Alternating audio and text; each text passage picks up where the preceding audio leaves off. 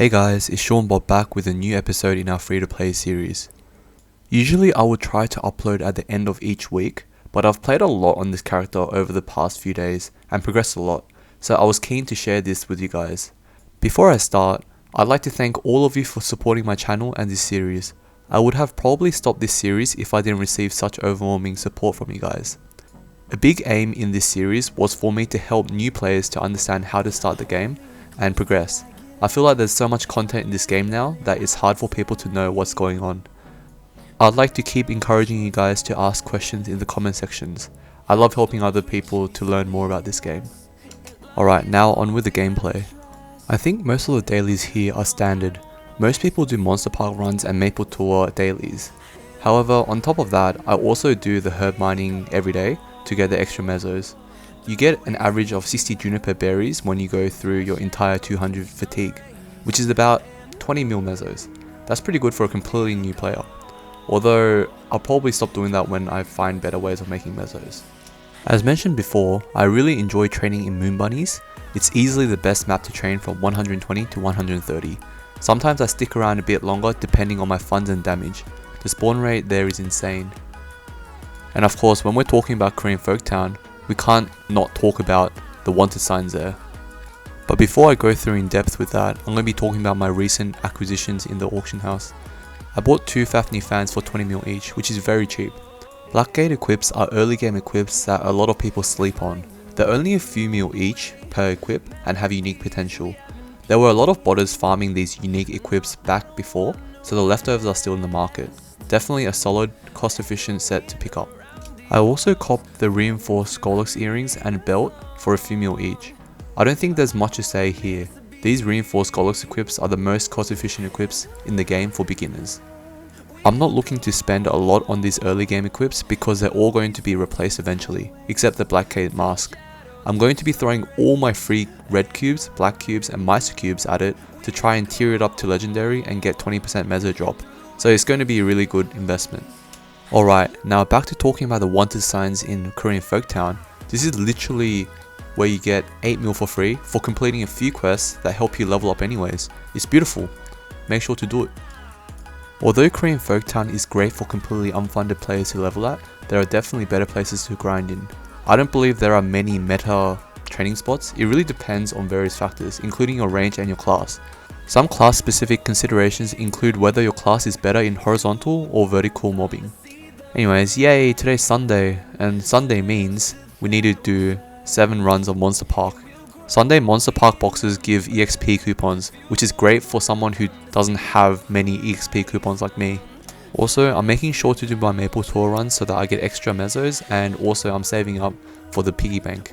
And again, I'm back to herb mining. Herb mining is legit just the most cost efficient way I can make mesos at the moment. Yeep. Last day of August.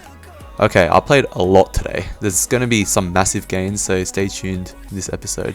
And I'll also list out the daily bosses that I do on this character as well. So I started the day with Ursus.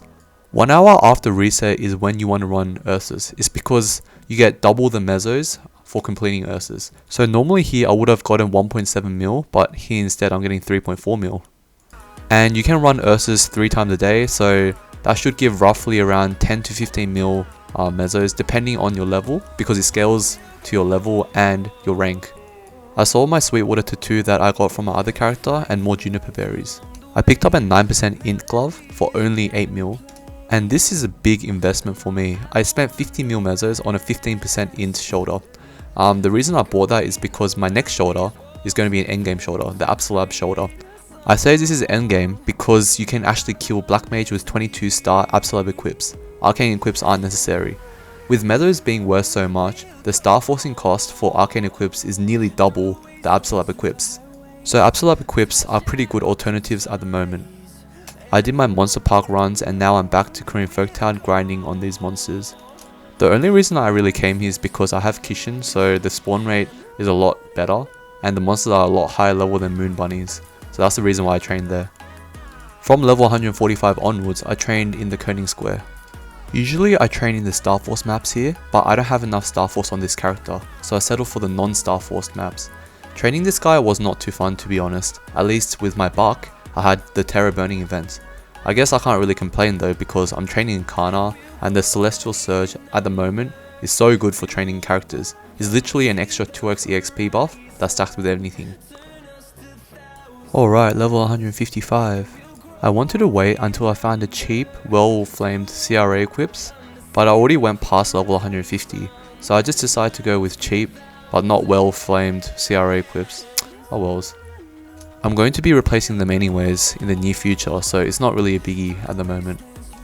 The reason I'm buying these now is for it to really speed up my training so that I can one-shot the monsters.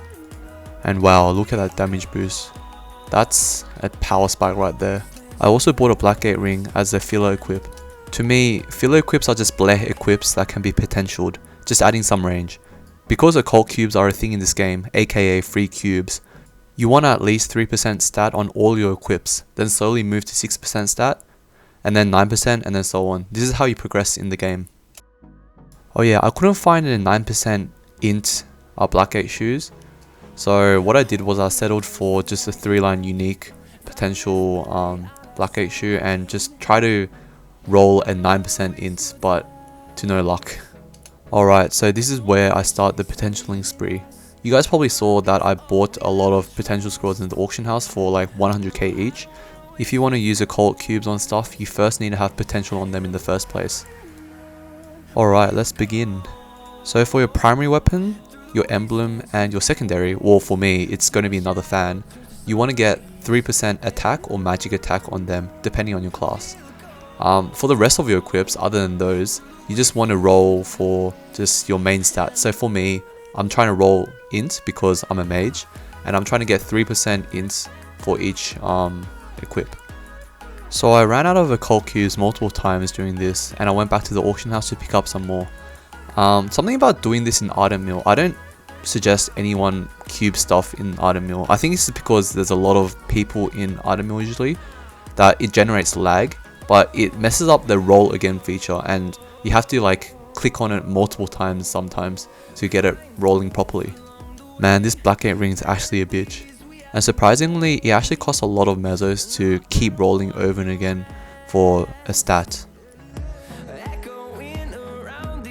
Finally. Eventually, I'm going to be able to get Master Craftsman cubes from bosses, which can cube and tier equips to unique, and I'll be hoping to improve all these equips to 6% int.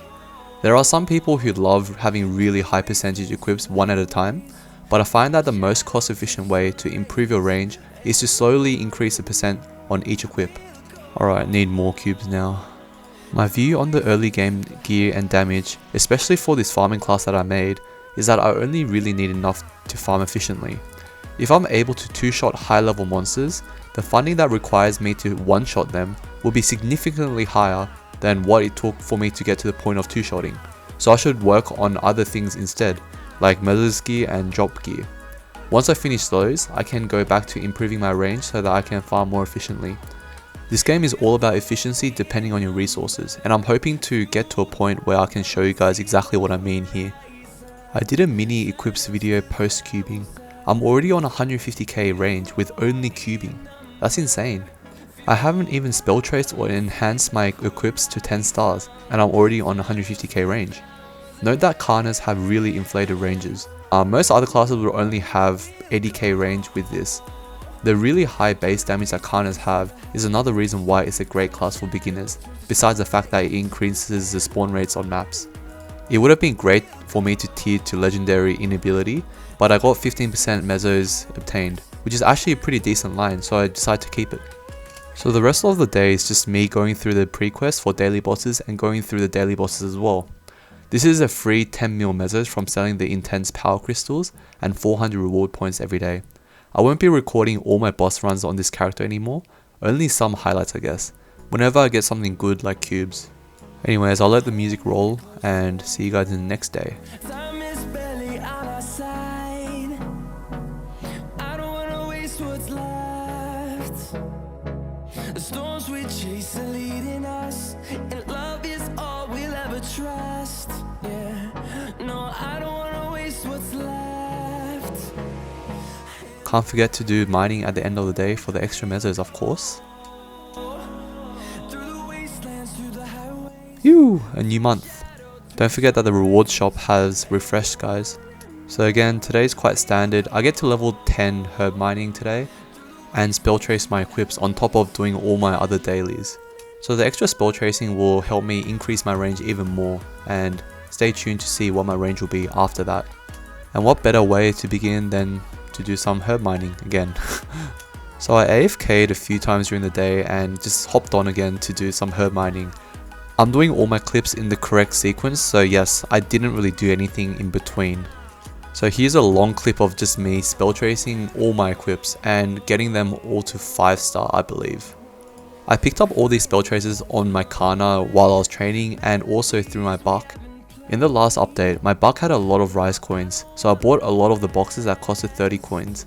And they have around 25% chance of getting 500 spell traces, so that added to my stash a lot. I don't wanna miss a beat. And on we'll go through the wastelands, through the highways, till my shadow turns to sun rays. And on we'll go through the wastelands, through the highways, and on we'll go.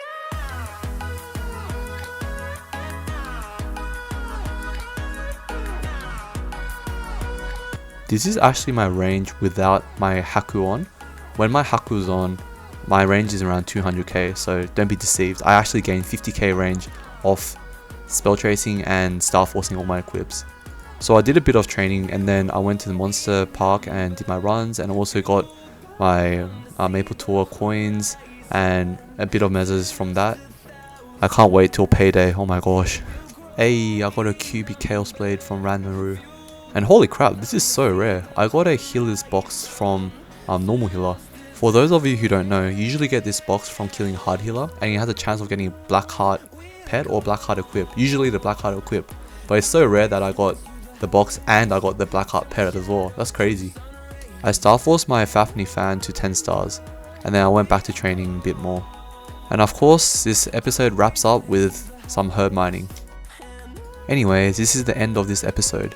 As I mentioned, I usually don't upload this often, but I just had so much gains in the past few days that I had to share this with you guys. Again, thanks for the support, and I hope that this will continue to help you guys progress in this game. Feel free to ask questions in the comment sections below. Thank you and have a great day.